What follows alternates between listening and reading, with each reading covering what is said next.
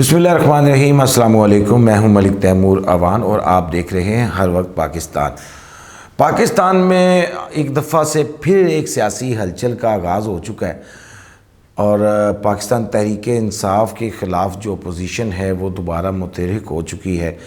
और अब दोबारा से एक गेम प्लान की जा रही है, एक प्लान बनाया जा रहा है कि किसी तरह इस हुकूमत से जान छुड़वाई जा सके।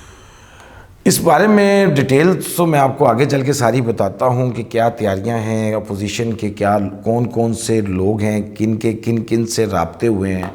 आज का जो मौजू है वो ये है कि पिछले साल पीडीएम की शक्ल में जो अपोजिशन का इत्तेहाद बना था, उस इत्तेहाद ने अभी जुमे वाले दिन मीटिंग में, उसमें अपोजिशन की तमाम जमातों के नुमाइंदे मौजूद थे और ये फ़ैसला किया है कि बाज़ाब्ता तौर पर ऐलान कर दिया है कि वज़ीर आज़म पाकिस्तान इमरान खान के ख़िलाफ़ तहरीक अदम एतमाद जल्द पेश की जाएगी। अच्छा, अब ये अदम एतमाद जो है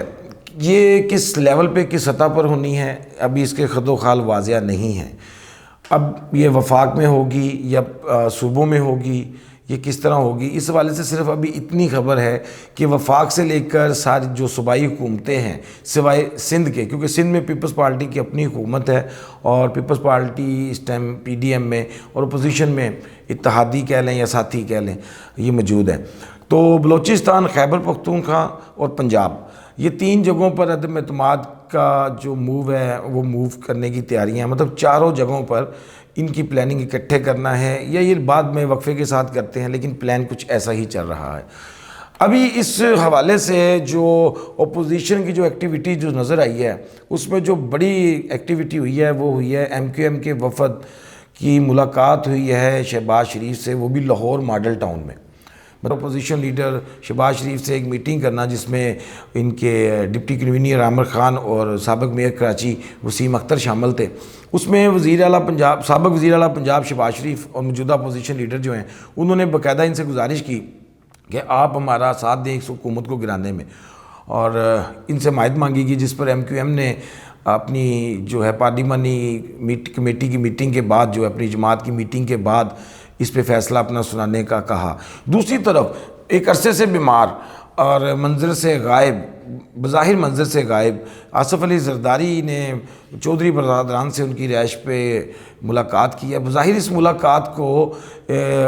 चौधरी शुजात हुसैन जो बीमार थे काफ़ी दिनों से, अभी उनकी तबीयत बेहतर है, उनकी बीमार कुर्सी करार दिया जा रहा है, लेकिन बहरहाल उन्होंने भी बाज़ाब्ता तौर पर उनसे ये रिक्वेस्ट की है। अब दूसरा जो राब्ता हुआ है वो आसफ़ ज़रदारी साहब को शुजात हुसैन साहब की मुलाकात के बाद मौलाना फजल रहमान भी जो हैं वो भी चौधरी बरदरान से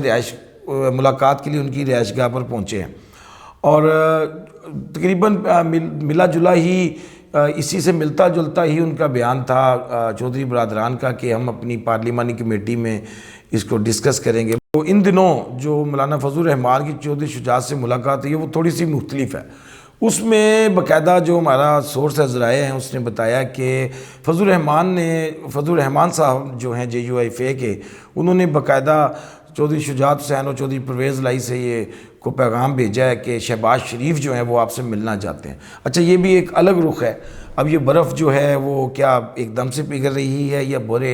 काफ़ी अर्सा पहले पिघल चुकी थी। तो ख़बरों और जो ज़राए हैं उसके मुताबिक ये अंदरूनी खाते में आपस में डायरेक्ट इनडायरेक्ट मैसेजिंग जो है वो चल रही थी। अच्छा, अब इसमें एक और बड़ी अपडेट है। इस इत्तेहाद में जो पीडीएम की तरफ से जो सारे जो मौक़े हैं या जो रास्ते हैं उसका इंतखाब किया जा रहा है, उसको चुना जा रहा है, उस पर चला जा रहा है। अब शहबाज शरीफ जहांगीर तरीन मुलाकात जो है वो भी मुतवक्को है। और एक ख़बर और जो मैं आपसे ब्रेक करना चाहता हूँ, आने वाले 1-2 दिन में चौधरी बरदरान और शहबाज शरीफ के मबैन मुलाकात जो है वो मुतवक्को है और उम्मीद है, वो लगता है कि 1-2 दिन में ये मुलाकात जो है वो शायद हो जाए। अब अच्छा, जहांगीर तरीन के हवाले से जो डायरेक्ट राब्ता अभी तक तो नहीं हुआ, लेकिन ये जो बर्फ़ पिघलनी शुरू हुई है ये ख्वाजा शाद रफ़ीक की बेटी की शादी में जब या सादक वगैरह मुस्लिम लीग के रहनुमा और जहांगीर तरीन खान जो वहाँ पे इनवाइटेड थे और वो गए, उसके बाद ये चाय मगोइयाँ और बर्फ़ पिघलने का सिलसिला शुरू हुआ। तो अभी ये सब जानते हैं, मैं भी जानता हूँ, आप भी जानते हैं कि हुकूमत जो है वो جہانگیر ترین صاحب کسی نہ کسی طرح اس حکومتی جو ڈھانچہ ہے، جو اس کا سٹرکچر ہے یا جو اس کی گنتی ہے، اس میں کوئی نہ کوئی اپنا رول تو خیر وہ رکھتے ہیں۔ خیر جی، یہ سارے جو رابطے چل رہے ہیں، ان کا نتیجہ کیا نکلتا ہے یہ تو آگے چل کر وقت ہی ہمیں بتائے گا۔ اب جو جس بیس پر یہ تیاری کی جا رہی ہے کہ حکومت جو ہے اس کے خلاف عدم اعتماد پیش کرنی ہے، تو ڈیفینیٹلی اس میں جو حکومتی نمبرز ہیں وہ تو پورے ہیں، اپوزیشن کو اس میں جو ہے وہ بندے کم ہیں۔ اس حوالے سے شاہد کاکان عباسی نے پچھلے دنوں دعویٰ کیا کہ ان کے ساتھ 20 سے 22 لوگ رابطے میں ہیں۔ رانا ثناء اللہ کا بھی یہی تقریباً دعویٰ تھا کہ ان کے ساتھ بھی 20 لوگ رابطے میں ہیں۔ اب یہ 20 لوگ کون ہیں، ان کے نام کیا ہیں، یہ تو وقت آنے پر ہی یہاں ہوں گے، لیکن میرے سورس کے مطابق ان کا تعلق سرگودا، جنوبی پنجاب اور فیصل آباد کے علاقے کے جو کچھ ایم این ایز ہیں، اور وہ جو ہیں وہ گورنمنٹ کے انگیسٹ اپوزیشن کے ساتھ چلنے کو حمایت کرنے کو تیار ہیں، ان کی حکومت گرانے کے حوالے سے، مطلب کہ وزیر اعظم کی تبدیلی کے حوالے سے بھی بات ہو رہی ہے۔ مطلب پی ٹی آئی کی گورنمنٹ تو ڈیفینیٹلی ایک الگ پروسیس ہوگا جس پہ اس کو گرایا جائے گا، یا وہ اسمبلیاں تحلیل کرنے کا ایک پروسیس ہوتا ہے۔ بہرحال اس پر جو ہے نا حکومتی حلقوں میں بھی بے چینی پائی جاتی ہے۔ اب اس کی حکومتی حلقوں میں جو بے چینی ہے اس کی صورت ہم نے اس اعلان کے میں سنی ہے، جس میں مطلب جو پی ٹی آئی نے جو لاہ عمل بنایا ہے اس میں اس نے عوامی رابطہ مہم جو ہے اس کا آغاز کرنے کا، وہ شروع کرنے کا اندیہ دیا ہے۔ جو ذرائع کے مطابق اس میں کچھ جلسے جو ہیں وہ مختلف شہروں میں کیے جائیں گے، دوسرا کے پی کی میں کسی جگہ یہ جو عوامی بڑے اجتماعات کا ایک انتظام کیا جا رہا ہے حکومت کی طرف سے، تاکہ عوام سے ڈائریکٹ اٹریکشن کی جائے، اور اس میں ڈائریکٹ جو خاص بات ہوگی وہ وزیر اعظم عمران خان کا خطاب ہوگا۔ اور دوسری طرف ابھی ہم نے پچھلے دنوں میڈیاز میں دیکھا کہ منسٹرز کی جو تعریفی اسناد دی گئی ہیں، بیسیکلی تعریفی اسناد جو ہیں اس کے بارے میں مختلف رائے ہیں کہ کیا یہ تقریب جو تھی یہ اپنی فرسٹریشن کم کرنے کے لیے تھی، یا جو سیاسی ہلچل ہے اس کا اثر تھوڑا سا ہٹانے کے لیے تھی، یا اپنی کارکردگی بتانے کا ایک بہترین طریقہ نکالا یا دریافت ہوا کہ بھئی جب یہ رپورٹ یا سیریمنی ہوتی ہے تو ڈیفینیٹلی اس کے بعد آپ نے جگہ جگہ مختلف جگہوں پہ تبصرے سنے ہوں گے جس میں ان کی کارکردگی، وزراء کی کارکردگی جو ہے، وزارتوں کی کارکردگی جو ہے اس کا ڈسکشن ہوا ہوگا۔ اب جو حکومتی حلقوں میں بے چینی ہے وہ ہمیں ترجمانوں کی پریس کانفرنس میں اگر میں یوں کہوں کہ ان کے لٹکے ہوئے چہروں میں ہمیں نظر آ رہی ہے۔ کون سی طاقتیں ہیں جنہوں نے اپوزیشن کو اس دفعہ اس قدر یقین دہانی کروا دی ہے کہ وہ پہلے آپسی بینچوں میں اتحاد کرنے کی بجائے جو ہے وہ حکومتی پارٹیوں سے رابطے کرنے شروع ہو چکے ہیں۔ وہ کون سا ایسا اشارہ ہے، یہ بھی وقت آنے پر ہی یہاں ہوگا، بلکہ یہاں کیا ہوگا، یہ روز روشن کی طرح یہاں ہے کہ پاکستان کی ایک تاریخ رہی ہے کہ اس ملک میں کبھی بھی کسی بھی جمہوری سیٹ اپ کو، جمہوری الیکٹڈ پرائم منسٹر کو جو ہے وہ آزادانہ طریقے سے کام نہیں کرنے دیا گیا۔ اور بہرحال ایک جو سینیریو سارا بنا ہے اس میں اب اس میں 3-4 چیزیں ہیں جو میں آپ کو بتانا چاہتا ہوں، جس طرح کتنی تعداد ہے حکومتی ارکان کی اور کتنے اپوزیشن کی ہے، اور تاریخ میں ابھی تک کتنی عدم اعتمادیں پیش ہوئی ہیں اور اس میں اس کا کیا نتیجہ نکلا۔ اب میں اس بارے میں آپ کو تھوڑا تفصیلی بتاتا ہوں۔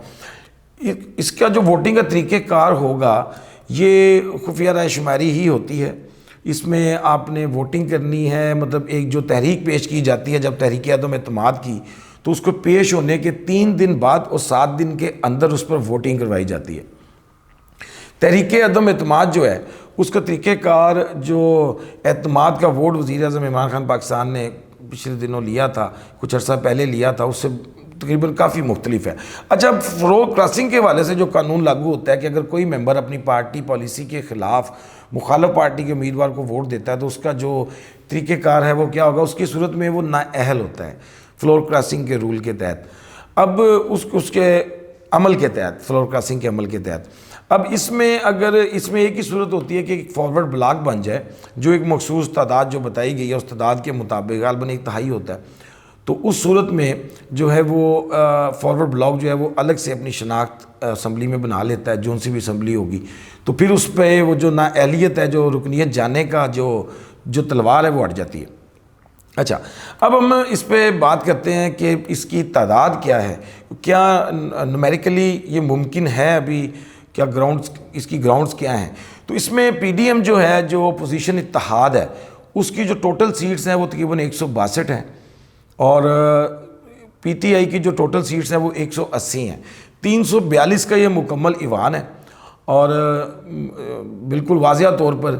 ان سے پی ٹی آئی سے زیادہ ووٹ ہونے کی صورت میں ہی وہ جو عدم اعتماد، تحریک عدم اعتماد جو ہے وہ کامیاب ہونے کے چانسز ہوں گے۔ اچھا، ابھی اس بارے میں واضح نہیں ہے کہ یہ پیش ہوتی بھی ہے کہ نہیں، کیونکہ میں آپ کو نومیرک جو اس کے نمبرز ہیں وہ آپ کو میں ابھی بتاتا ہوں۔ میں صرف ایک چیز ایڈ کرنا چاہتا تھا کہ ابھی دلی جو ہے نا وہ کافی دور ہے۔ اس کی وجہ جو سمجھ آتی ہے کہ ابھی یہ ڈیسائیڈ نہیں ہوا کہ نیکسٹ پرائم منسٹر کے لیے کس پارٹی نے کس پر اتفاق کیا۔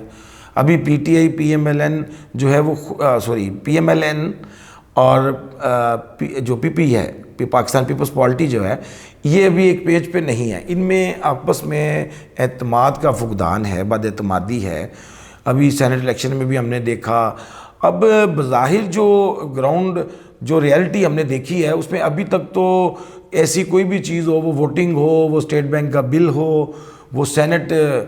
کم تعداد کے باوجود سینٹ کا چیئرمین سلیکٹ ہونا، اس میں حکومت ہی کامیاب رہی ہے۔